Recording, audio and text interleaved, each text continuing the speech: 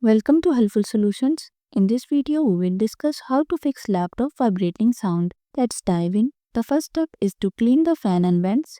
Dust accumulation can cause fan imbalance and noise. Power off your laptop, unplug it, and use compressed air to clean the fan and vents. Step 2. Check for loose components. Loose screws or components can create vibrations. Inspect the laptop's chassis and tighten any loose screws. Step 3. Update drivers and BIOS. Outdated drivers can lead to hardware issues. Update your graphics and chipset drivers and check for BIOS updates from your laptop's manufacturer.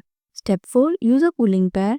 An external cooling pad can help reduce internal temperatures, allowing the fan to operate more quietly. Step 5. Consider professional repair. If the noise persists, the fan bearings might be worn out. Consult a professional technician for further assistance. And there you have it. If you found my video helpful, please like, share and subscribe to my channel for more practical tips. Thanks for watching.